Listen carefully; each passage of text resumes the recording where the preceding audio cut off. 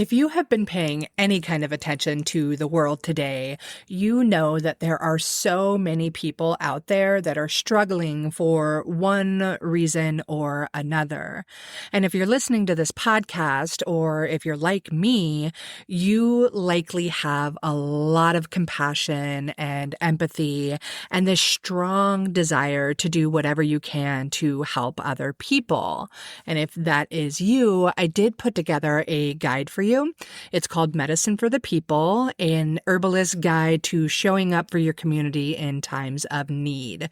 And I give you plenty of ideas in ways that you can use your herbal skills to help people in your community and organizations to connect with that can help you along the path as well. So if you want that guide, you better believe it is linked down in the show notes, totally free, really just a way to inspire you to take your herbal skills and knowledge and step out to help people that need you here and now. So it's linked for you. Go ahead and grab it if you want it. Take care.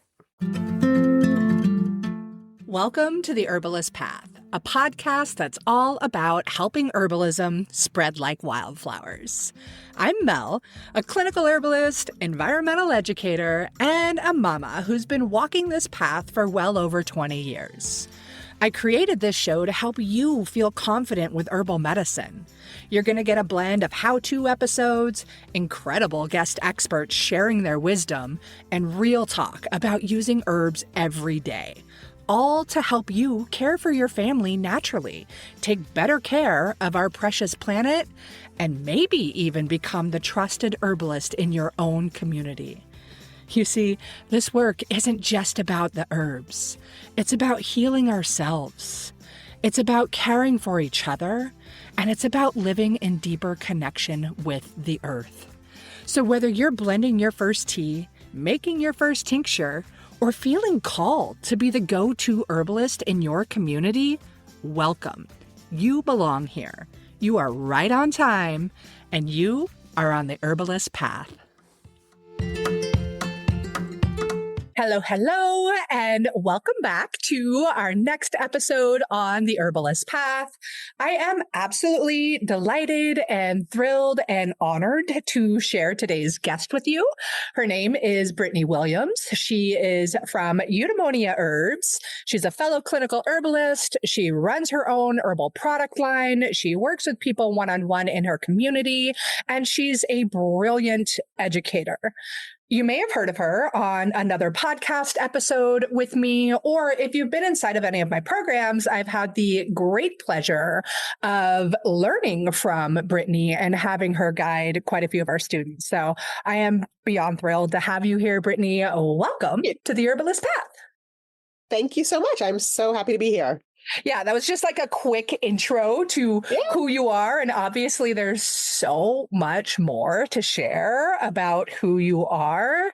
And one thing I just love to hear about is just kind of the beginnings of your herbal journey. Like, how did you even become an herbalist? What was it that started you in that path? The origin story. Yeah. That's what I like to call it. My origin story. Yeah, it all started way back in the day. I was attending the University of Maryland in College Park, and they used to have this lovely little food co-op in the basement of what's called Stamp Union. For anybody who might happen to go to the University of Maryland in College Park, the food co-op is no longer in the basement of the Stamp Union. There's still Stamp is still yet there.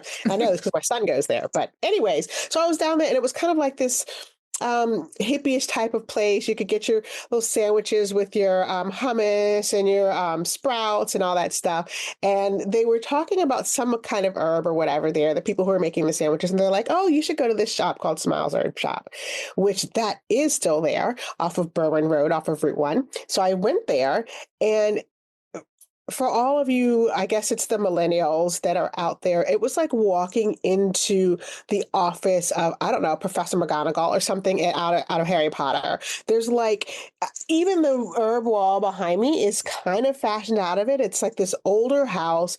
You walk in and there's creaky wood floors, and it's just the most beautiful apothecary I've ever seen. And I was just flabbergasted. I was like, what is this? Tell me all the things. of course, I went back to this little book section that they had, and I just started buying books.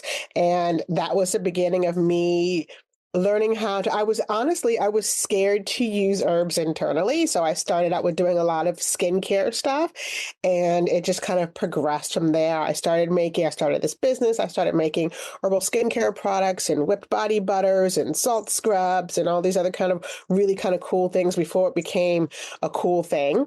And then it progressed to what I call the friends, family, and fools, where I started working internally and using herbs in a medicinal fashion internally. Although I do want to say one caveat. Externally using herbs, it is also internal, right? Like when you use, right, that connection was there, but wasn't quite as there when this was, 25 years ago for me until I started to get more into it. So that was kind of my entryway into herbs, is using them topically. And then I got pregnant and started using herbs internally, and practicing on my guinea pigs of families and friends and people who were foolish enough to be like, yeah, sure, I'll be your guinea pig. And it just really kind of progressed from there. Again, this is a couple decades ago. And then here I am now with the Eudaimonia Herbs, where I'm an educational herbalist, a clinical herbalist. I have a few products out there, and I'm really just trying to spread the word that, herbal medicine is a real thing, and it's incredibly supportive and useful. Period. Yeah, yeah, I love that. I had myself muted for a moment and was like trying to talk to you.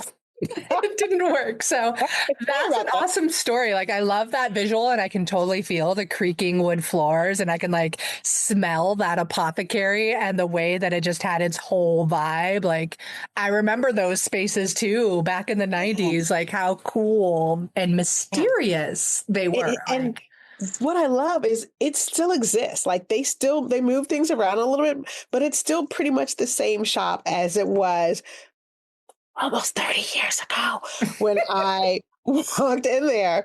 I always have to think of things in terms of the age of my kids. And so my oldest is 25, and it was before he was born. So, oh my gosh. So yeah, it was a very magical place, magical in the sense of the emotions that it evoked in me, not magical in the sense of, all of the herbs that are backed by science.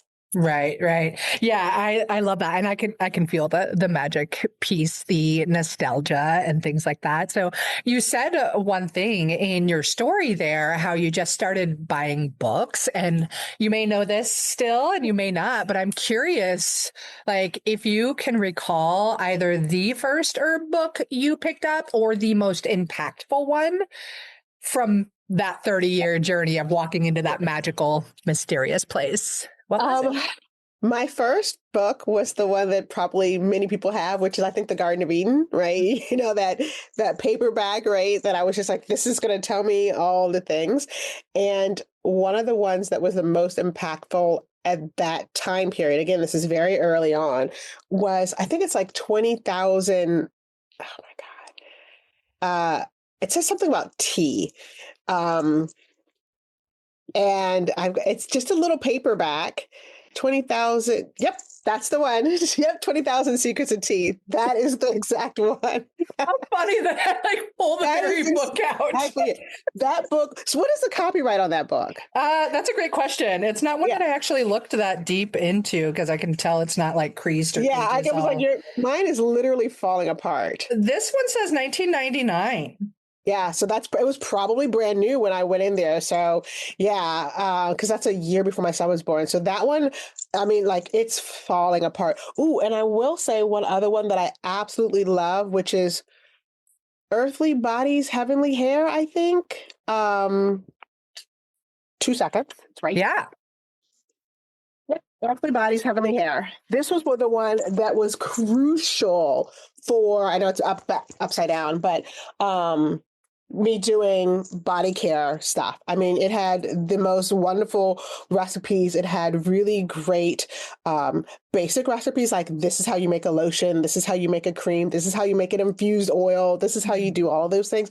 This was absolutely crucial by Dina Falcone, right? And so she just had a really lovely way of bringing herbs into my life in that way. And this was also 1998. So that's core time. Bless Yeah. the 90s, I've got to Yeah. say. They were such a good time, I Yeah. think. And what's funny is now looking back at some of those books, like this one, The Earthly Bodies, this one is still I think very valuable. Those other two were, you kind of when you go out there, there's a lot of information out there, even more so now. But even in that time period, I kind of didn't know what was what. And it was um, you know, this is so dating me. We didn't really have the internet the way that it is now. It was kind of a crazy thing to have a computer in your dorm room. So, getting information was a little bit different. And so you just had to kind of, do it the old fashioned way of going through the books and figuring out, and having things like mentors was much more challenging. And educating yourself was a little bit more, you had to work really hard in order to get that information. So I kind of um, miss those days. I do, because um, there was when you did find somebody else, you were immediately best buddies, because the communities were, few and far between. I mean, I think I started with some like AOL communities and chat rooms and stuff like that with other herbalists. That's so dating me. And it was just a whole different thing than it is now. But I feel like even though mm, it was easier there wasn't a lot of BS that's out there now. I mean, it was out there, but not like it is now. Now it's really challenging, I think, to find the right information. Hot diggity dog. It Yeah. is. And this is like such a hot topic right now because I know there was just a piece of information put out in the world that 82% of the herb books on Amazon right now are AI generated herb books. And I think that is absolutely insane. And in fact, I remember sometime within this past year of 2025 where I had been targeted with ads for this great herb program. And I'm like, who's this? And I look into it.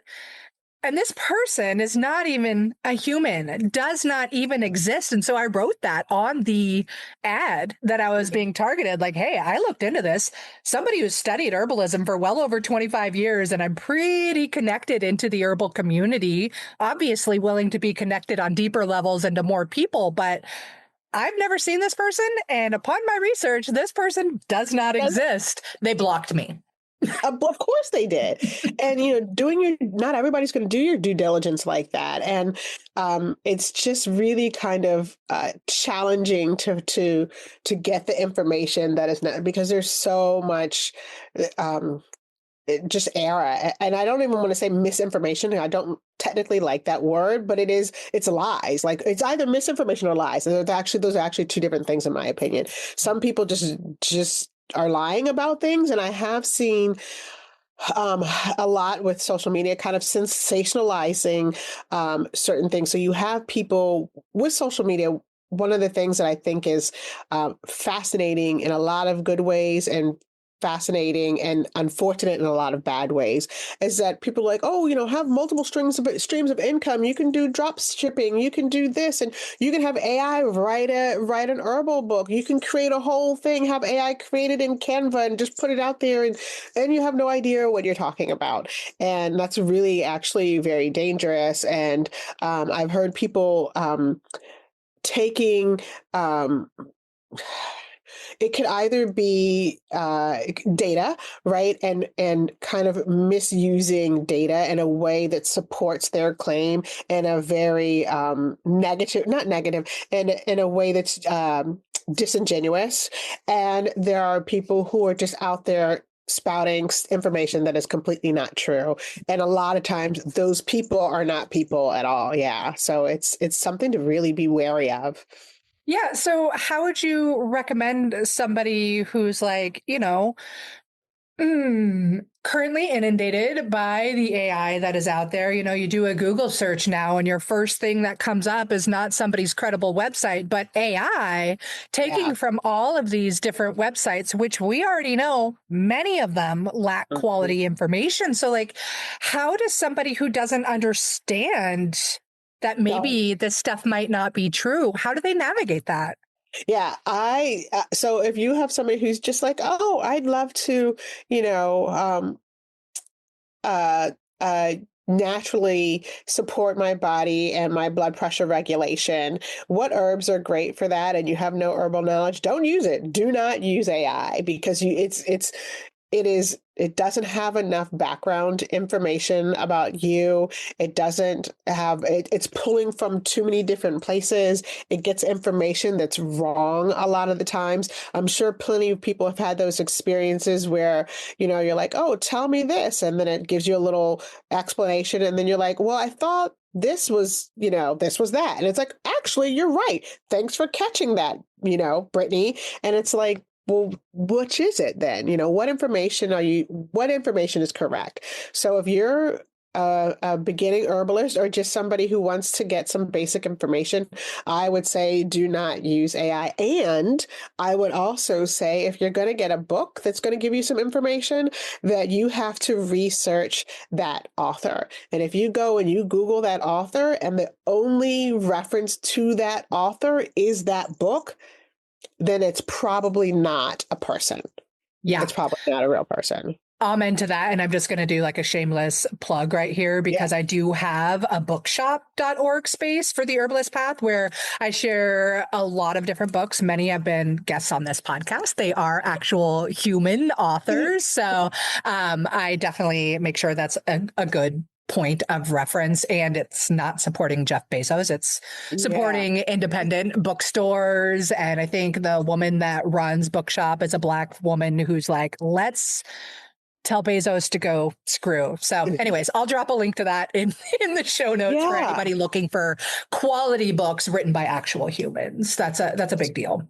So that's a really good point that you're bringing up. I don't think it's a shameless plug because I think when you have somebody who's been working with herbs for decades and can say, these are books that I can vouch for, then you're going to get some information. You're going to get information that can be vouched for, that has some credibility to it versus just Googling or scrolling through TikTok and you see, 1,001 herbs that will cure every ailment. You don't know where that's coming from, and you don't, you need to have some clarity with the situation and some perspective. And I think when you get referrals or information from somebody who has this knowledge and has been working with herbs in the herbal world for quite a while, that is much better than just kind of going at it blindly.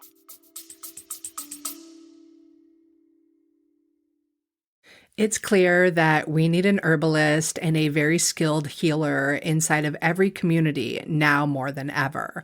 If you've been paying any attention, you know that healthcare costs are rising. People are not going to be able to access their healthcare. They're losing trust in the system because it is clearly broken. Even if it can save lives, it's going to be detrimental to be able to afford to have your life saved. And having people out there that actually know how to use herbs on a deep level, know how to pair them and dance them and match them with each unique individual to help them with their more chronic symptoms and ailments is going to be so incredibly important.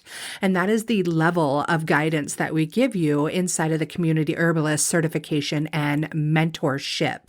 So it's a mentorship where you have two clinical herbalists guiding you throughout the whole program that have over 50 years combined experience together. So it's not just your fancy social media herbalists or your internet herbalists that haven't actually done the work. We are there to guide you because we have been there. and done that. And I cannot wait to support you and the other students inside of this next cohort coming up in January. Enrollment does close at the end of 2025. So if you're feeling that call to be the herbalist that your community needs so badly right now, now is the time to jump into the community herbalist certification and mentorship. I will definitely put a link in the show notes for you to learn more about it and more about me and Brittany Williams, your other mentor, and some of the guest teachers that you can expect to see as well. All right. Thanks so much and enjoy the rest of the show. Yeah, amen. Okay, so I feel like AI is a rather heated topic. It definitely is for me, and I'm feeling that from you as well. And it is the world that we live in today, but you are also a person with well over 30 years of experience in the herbal field. So I want to get back to Brittany Williams and her knowledge and her insight. And one thing you were mentioning as you kind of opened up with how you got into herbs, as you said, you started working with your friends, family, and fools. And it brought up to me something that I commonly hear from a lot of my students or people entering and starting to work with herbs is like they have this whole friends, family, and fools, but they're skeptics, I think is the word that I hear a lot. And I'm wondering, like, did you run into the skeptics in the beginning? And how did that work out for you with your friends, families, fools, and skeptics? That's such a loaded question.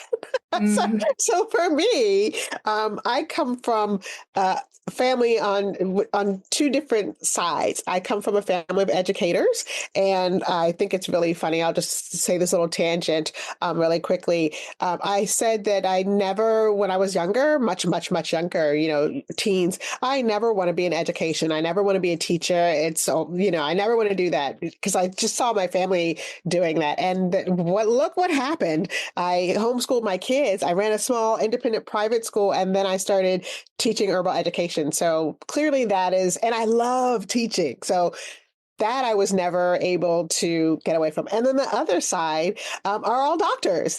I've got OBGYNs, general practitioners, psychiatrists. Like I've got the whole line of my family of educators and doctors. So it's funny. I found that I had much better success with my friends and fools than with my family. And what's fascinating is the doctors and the family. I often would have very great conversations with them. Still to this day, I'm like, let's, spitball this together. Let's go through our differential analysis of something. Let's go. Like I loved it. So, and they're very open to discussion and learning. And I think nowadays, so one of my, I have doctors that are like uncles, so they're an older generation, and then I have contemporary. And obviously the contemporary, actually, I would say both. My uncle is still trying to get me to help with making or giving suggestions for herbal products for a lot of his clients or his patients, actually, his patients. And my other contemporary doctor is very open. Although I do think that she kind of, it's so funny if she listens. I'm so sorry if you're listening. I think she's just kind of like, oh boy, here comes Brittany again with all her herbal stuff. But then when I start hitting her with the facts of like the clinical trials and the research, and then she's like, oh, okay, that kind of makes sense. Educated my mother, bless her heart. She's just like, oh, Brittany, make me some of that tea for this such and such. And then I go over there 2 years later and it's like not open. So that's my mom. Yeah. I'm like, oh God. Or of course there's what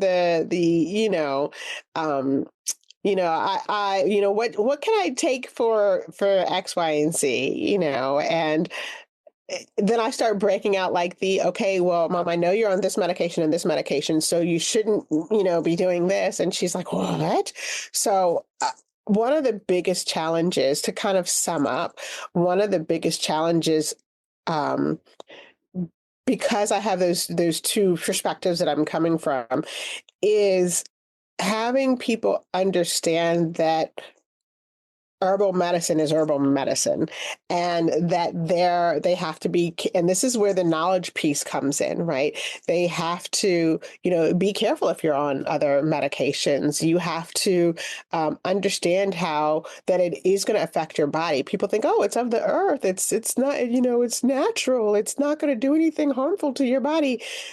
Dude, there are hallucinogens that are natural, that there's things out there that you can eat that are going to kill you. Like, obviously it can and does affect your body. And so that bigger picture is kind of challenging.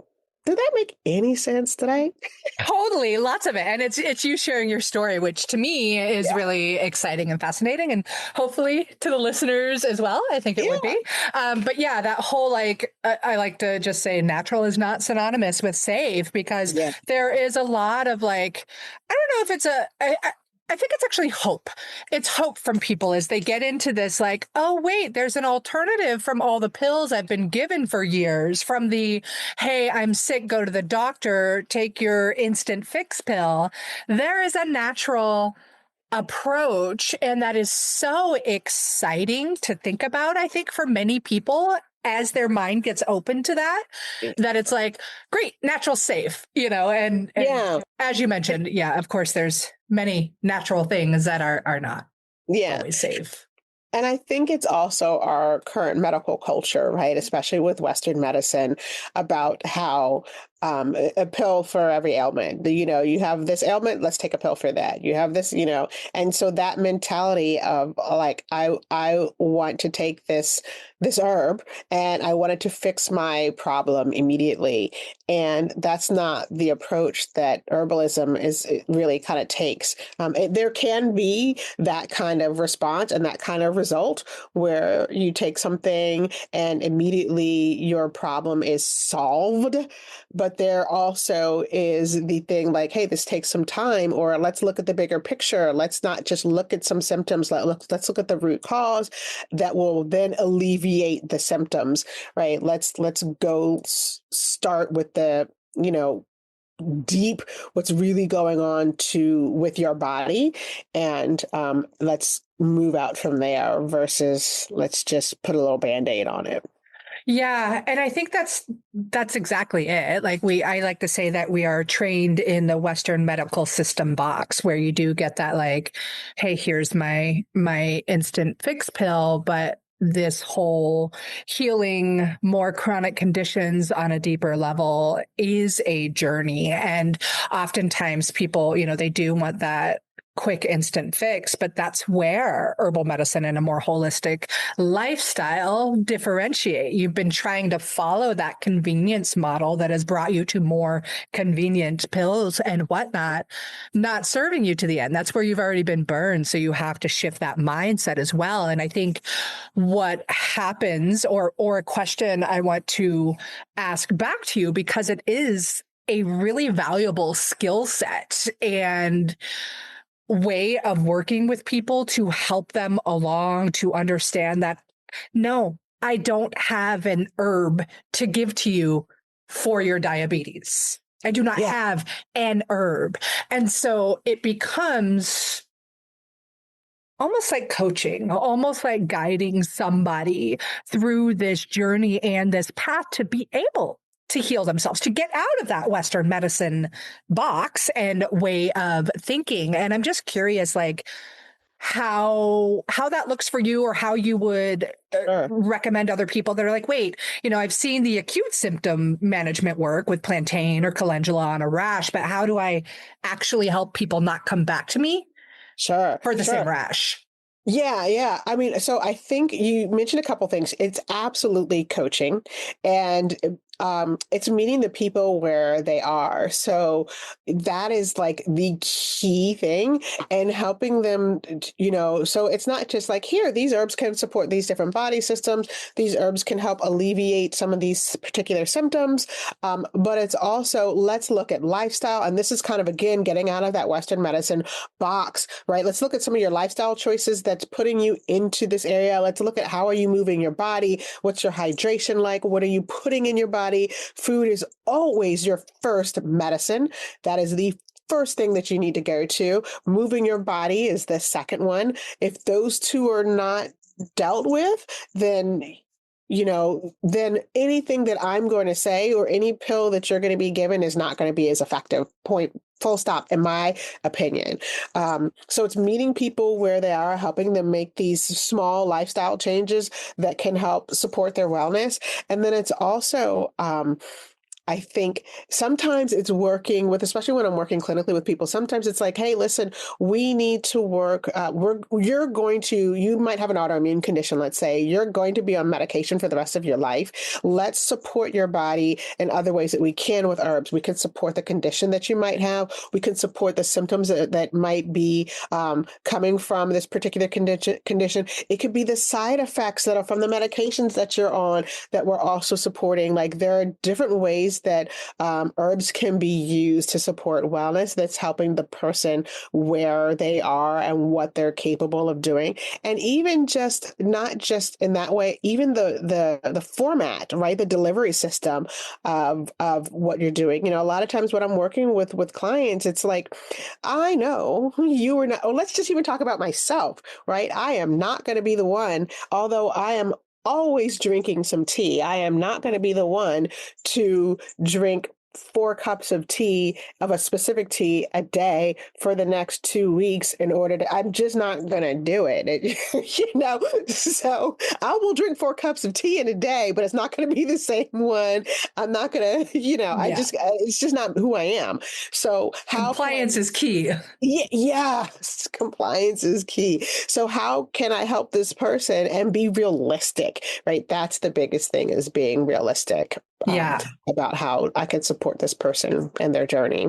Absolutely. And in that, it becomes a lot of, for me, when I'm working with somebody, it just becomes a lot of question asking and kind of drawing out their story beyond what they may have come into the meeting with me thinking they're going to share. They might come in and be like, hey, I'm here because I am sick of my asthma and I want the herb that's going to fix my asthma. But we start to really tap into what else is going on with this person and how can we meet you where you are at in your life. Some of the issues people are going to come to you for are very chronically stress based, right? Yes. But you can't just be like, hey, quit your job tomorrow and everything will be fine, right? Because then we have another level of stress. Or, when it comes to the diet piece, right? That is always going to be something we're going to be talking about.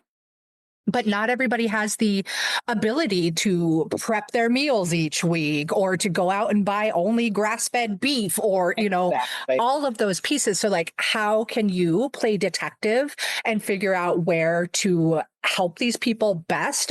Like you said, meet them where they're at. And this level of skill is something that people sure as heck are never going to be able to get through AI learning. Yeah, absolutely not. And that, I think, is one of the key components, is that this is a very individual thing.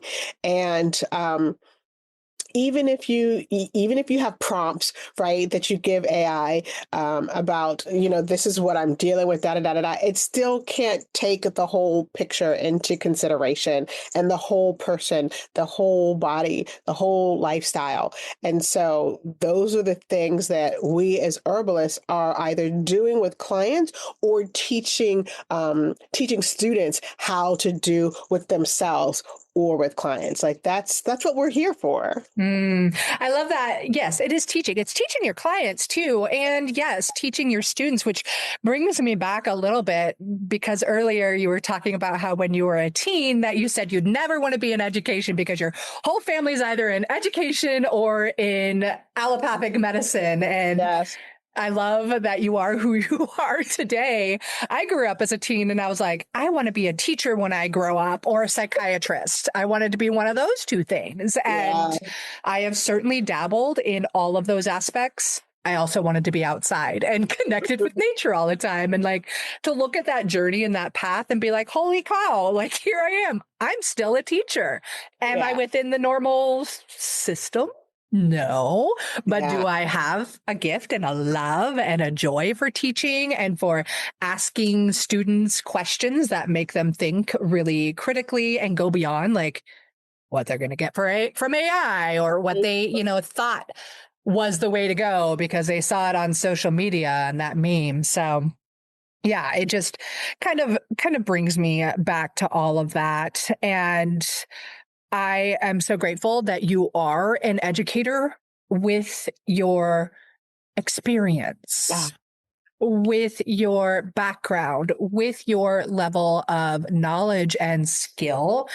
And again, as a person who loves teaching, I'm curious when did you start to be like, hey, I can teach. I am an herbal educator and this is a skill and a gift. I know you said you were a homeschool mama. Oh, actually, I'm going to ask you a different question if that's sure. okay.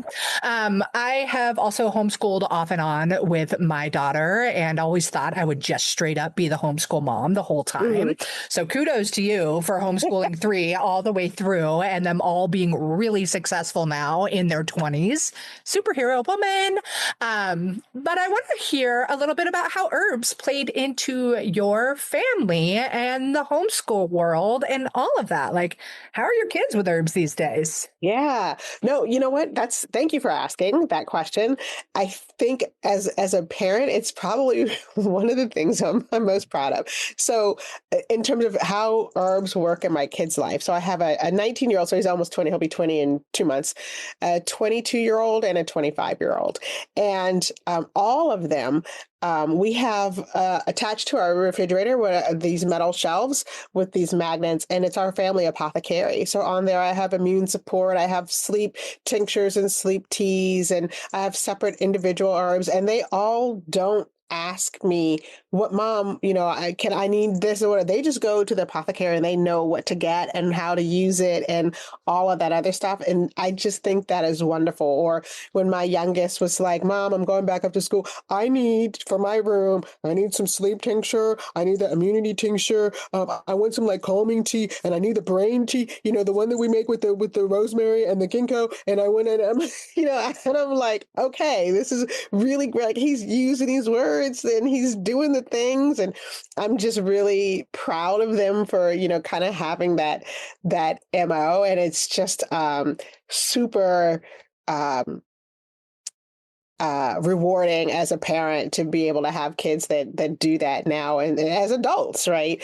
And when they were younger, it was just part of their life, I guess, so much so it was incorporated into their life. And that's kind of the way that I educated my kids, was meeting them where they are and using their own interests to further their education, right? So you're interested in XYZ, let's take that to the next level. And I can guarantee you in some way, shape, or form, I'm going to work some herbs in there, somehow. And that just, that just kind of became part of their lifestyle.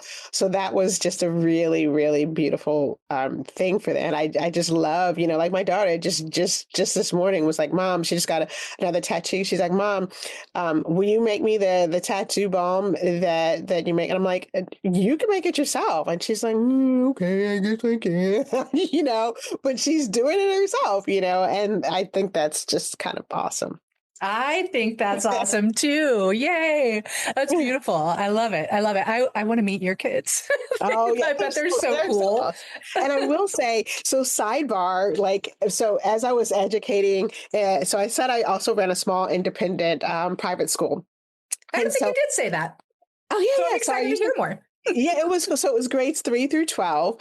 And what was kind of awesome about that is I was that person. So I was the executive director. So not only was I designing curriculum and helping the teachers design the curriculum for the different classes, I also taught a few classes. I was also kind of like the guy. We had the most we ever had of students was 100. So we were a very small school. And we had a lot of homeschoolers that would come to us. But anyways, I was that person where my office always smelled like herbs and lavender and some kind of herbal twig and berries, they used to say, which is not. That was a different, Totally different term these days. a totally different term, but that was the joke. I mean, this was actually, not that long ago, but it was so funny. It's like, Brittany's office always smells like this. I was just call me Brittany, and I would have these kids come into my office. The teens were just the joys of my heart. I just love them, and they would come into my office with some kind of drama or some kind of issue, and I'd sit them down. I'd close the door, put my little diffuser on. I'd make a cup of tea, and that would be it. They'd be like, "Oh, I'm going to Brittany's office for some tea," right? Like, and that was so awesome. I just really loved doing that part. And they would sit down and we'd have a cup of tea, and they would talk about their studies or talk about their parents or talk about whatever it was, and they just needed to have a cup of tea. It was just kind of awesome. I love that so much, Brittany. Like, as the kid that needed you when I was a teen, I actually, teens are kind of my favorite demographic to work with as well. I used to do wilderness therapy with at-risk high school kids, and like, they are the best. I didn't know at that point that I was slowly becoming an herbalist. I would have certainly loaded them up with tea and things like that. But it is kind of how I did get into the world of herbalism. But that is just beautiful. So thank you for offering those kids. Yeah, I loved it. Thank you. It was a lot of fun. It was a lot of fun. So cool. You're a lot of fun. And speaking of your lots of fun and your vast amount of experience in the world of allopathic medicine, herbal medicine, education, curriculum development, I am so excited for what we're doing together and taking the community herbalist certification program up to the next level as a mentorship. And that's exactly what's coming for 2026 here on the Herbalist Path. I am bringing Brittany in as a co-educator, co-mentor, co-teacher, co-herbalist, co-whatever you want to call it. What was that? Sorry. I said, all the things. Yeah, exactly. And yeah, I am so thrilled to have somebody that does have your level of knowledge and actual experience to guide our teachers or students, to be there to answer their questions, to be there to challenge them, to think outside of the box. And yeah, that's like my short way of an announcement. Ta-da! Yay! I'm actually really excited about this component because, like I was kind of saying earlier, I would have loved this kind of program when I was starting out. I would have loved to have been able to talk with a real person. I worked with some mentors, but that was much later on in my herbal journey. And so there were a lot of trial and error that kind of went on. And I would have loved to have been able to speak with somebody like, why did this tincture work this time and not the next time? And what's going on? What am I doing wrong with this formulation? Or, can I use vodka for this? Or do I need to get something higher proof? Like, what's the difference? Like, these are some of the things I just had to figure out on my own. And so to be able to, and sometimes that's a wonderful way of learning, is making those mistakes. Don't get me wrong. For sure. That's great. But being able to talk through some of these things with people is just an invaluable component that is added to this program that I'm really excited to kind of dive into and help out with and talk with people and help them, like you said, challenge them and help them work through those problems. There's nothing like kind of talking out a problem with somebody and coming to the answer yourself, but with some support. And so I'm really excited about that component. I'm stoked. Yeah, I feel like it's like that light bulb moment, when you guide a student, they're like, hey, they've got this question for you. And some people might be like, here's your answer. Yeah. Yeah. But my approach, I like to be like, how about I ask you questions back and make your brain go, oh, yeah. Which I feel like I'm going to talk about AI again because I certainly use it, and I'm not anti-AI, though I do hate a lot about it. I definitely explored as a business owner, like, how can I make my life easier with this? Mm-hmm. But the more I did that throughout 2025, the more I started to feel like I was losing my ability to critically think. I was losing my ability to be creative.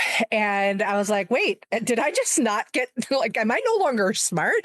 Am I no longer intelligent because I now have this AI kind of thing? And I don't know what I'm tying this back around to, but I wonder if other people have begun to feel that. And like, you don't get, oh, that's what it comes back to, is that automated intelligence not giving you the ability to think critically, to question. Yeah, and to process information and be able to. So here's, and I do feel two kind of ways about this, or many kind of ways, I guess I should say. I'm also not anti-AI.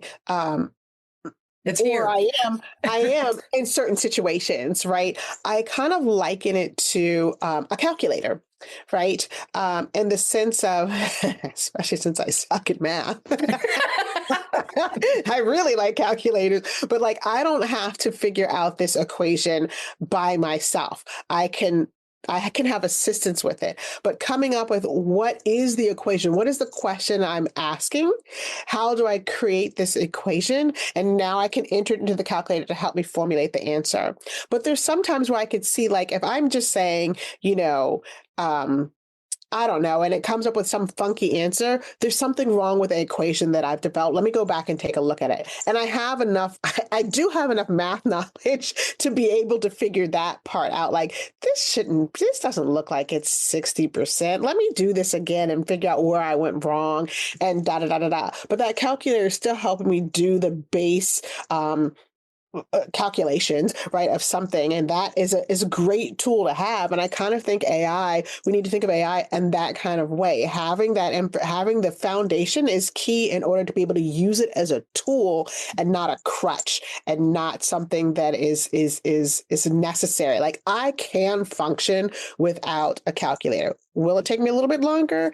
Yes, but I can absolutely function without it. And so, can you function without AI? Can you function? Can you write that email? Can you work with that client? Can you come up with, if I can sit down and come up with this formulation for these teas, can I do that without AI? Absolutely. And do I? Absolutely. Do I sometimes say, what do you think about this? Da da da da da.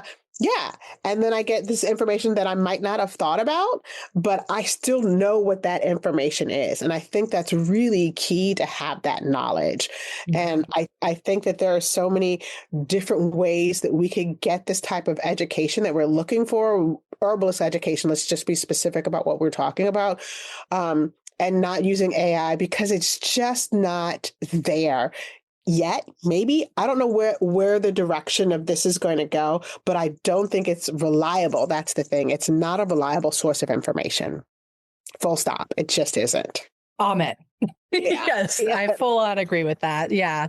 Again, it's one of those things that we could really carry on about. And I am so excited to have you on board and to take the community herbalist certification and mentorship program to that next level, to be there for our students, to challenge our students as they're also getting this very in-depth curriculum on how herbs work with the body, why herbs work with the body, how to work with a client, how to draw out those stories in a way that is supportive of your people, how to formulate incredible remedies that are going to be effective, how to determine the best way to offer those remedies to your people that will ensure compliance, because that is Right. that is key, right? If the herbs are just sitting on the shelf collecting dust, they're not going to work, right? So there's so many variables and pieces to the puzzle there. And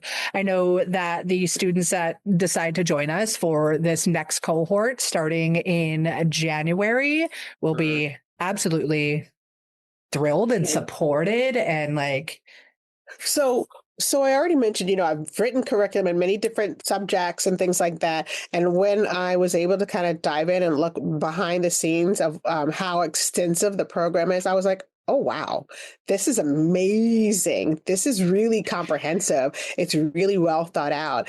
I can't wait to support people using this. I can't wait to, hopefully add to it. I am really excited about that piece of it. And there was something else I was going to say, and I totally forgot. I'm But just I'm really excited about that component. I'll remember it. It's coming back. That's awesome. That for those that if you're not seeing this, I am giddy as all get out for Brittany to be saying this because I have poured my heart and soul into everything that I have done so far on the back of the Community Herbalist certification program and now mentorship. And it's a lot of work and a lot of heart and soul. And to have somebody as knowledgeable and as experienced in both herbalism and education come in on the back end and see that and say that to me is it. Thank you. I want to cry. Like my students say the nicest things and it's so beautiful and I love it. And I did a previous podcast on imposter syndrome and things. And for some reason I'll hear those things and I'm like, that is so amazing. That is so my goal. That feels so good as an educator. And like 25 minutes later, it's gone from my mind. And so just to hear that from you really means a lot. And I can't wait to continue to build it all out with you. Yeah, thank you. I'm really excited about it. It's nice to see a program that has so many different components. Again, it's not just the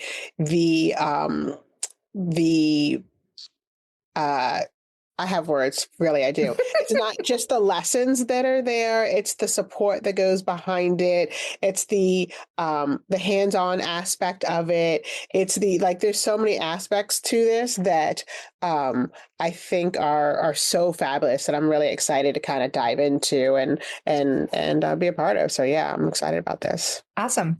I am too. Yeah. So for anybody listening, surprise, Brittany is now the co-person inside of the Community Herbalist certification and mentorship. I definitely saw myself in need of my support and wanting to give more support to my students. And I couldn't think of a more perfect person. I love that you have that level of education. I love that you're really fun.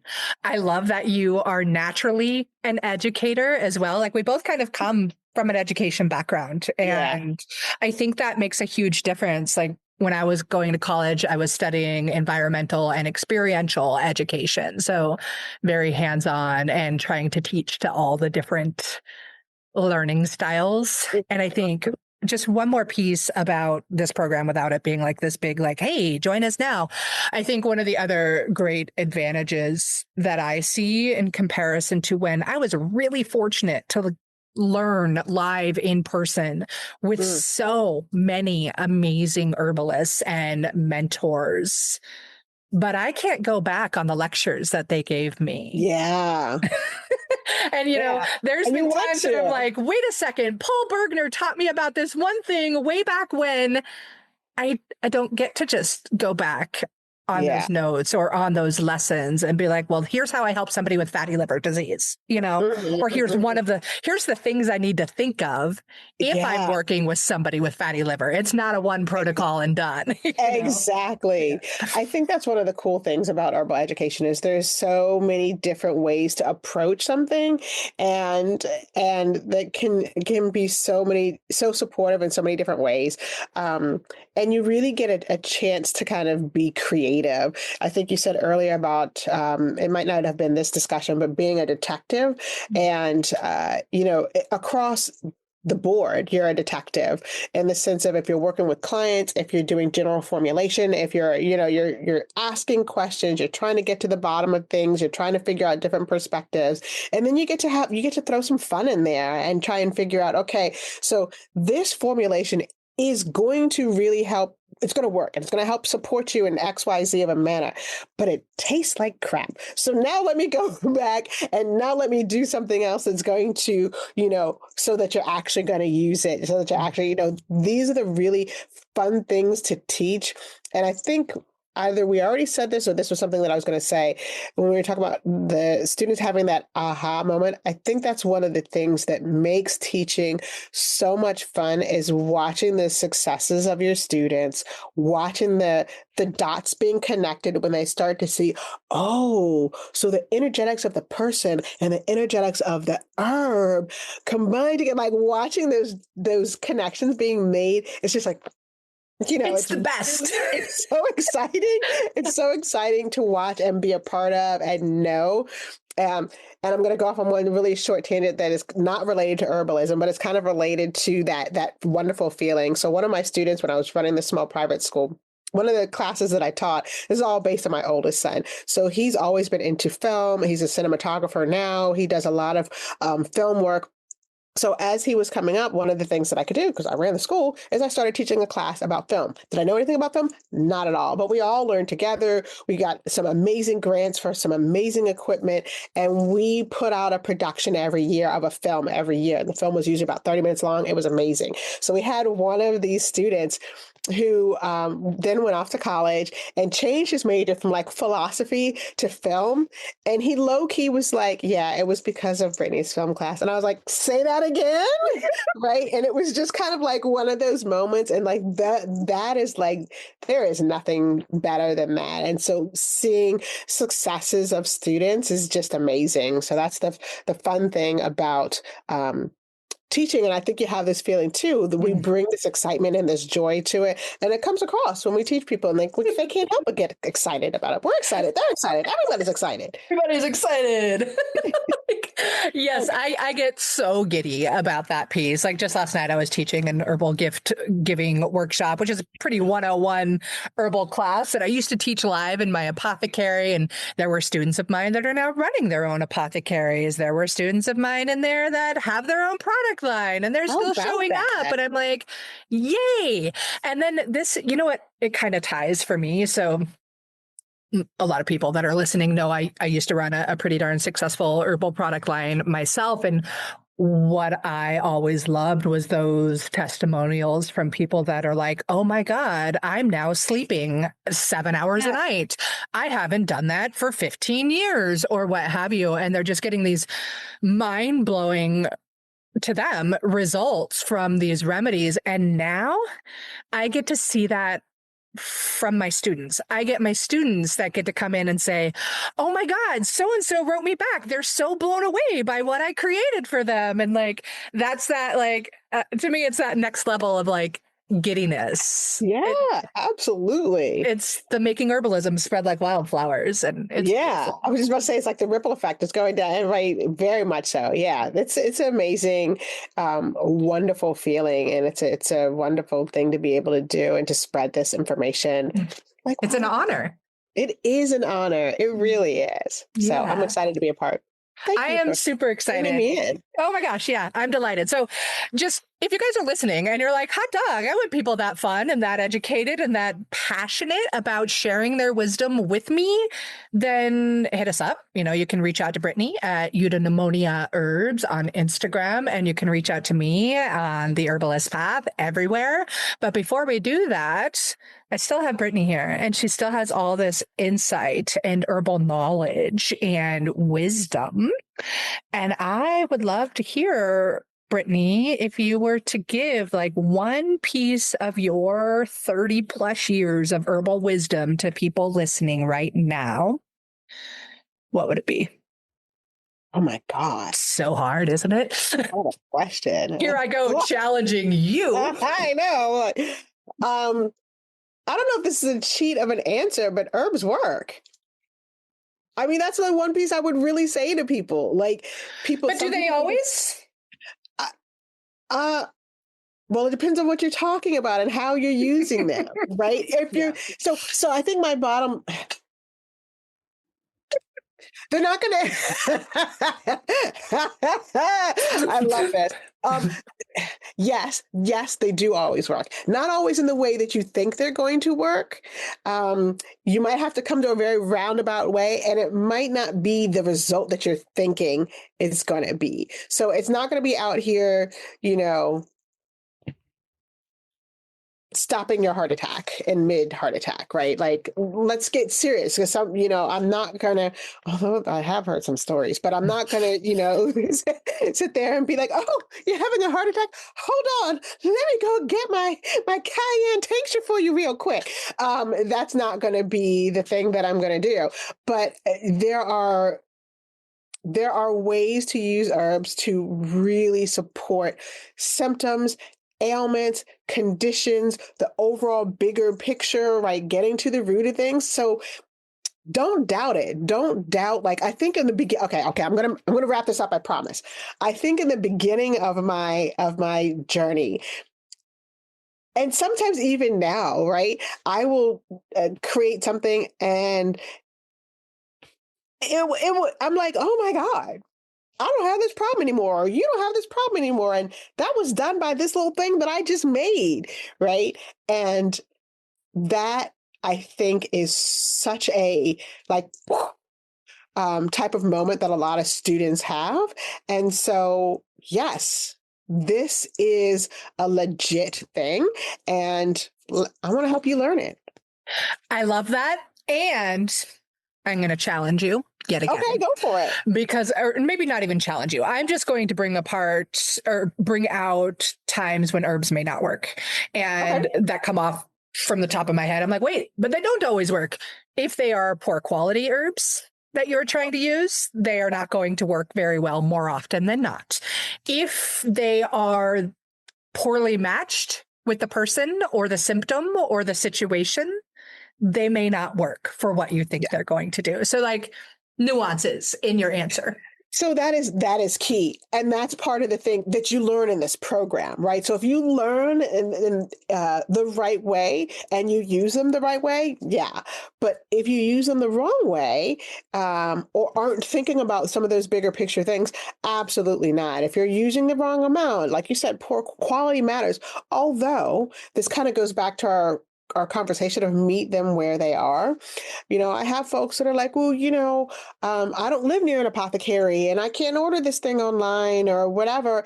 And can I just go get a box of tea at the store, your Twinings or whatever?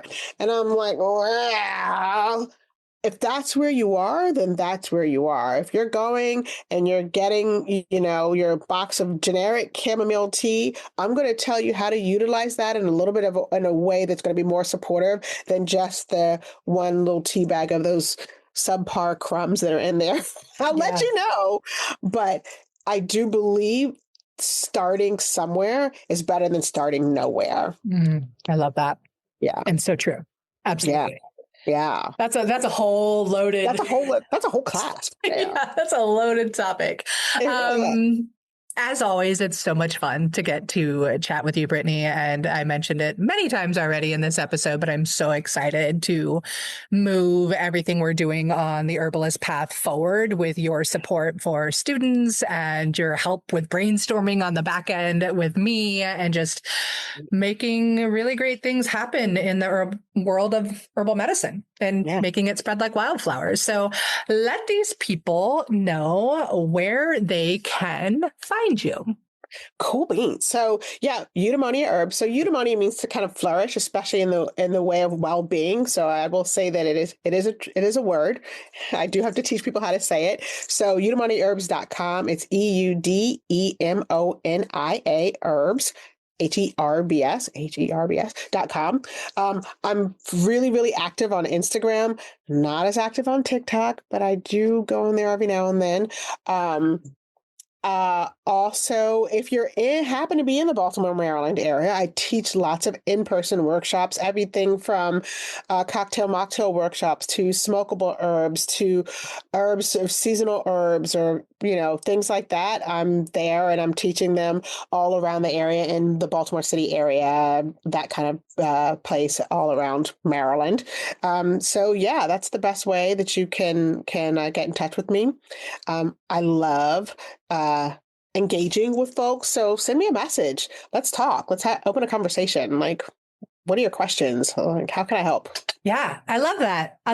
And just since you're bringing up the social media, Brittany and I are now live on Tuesdays on Instagram and on TikTok. Yeah. So if you do want to come ask your questions, please hang out with us on the lives. We're like experimenting with it. Of course, we come with topics to talk about, but like we are there also to help you. So we are doing Instagram at 1 p.m. Pacific Standard Time, 4 p.m. Eastern.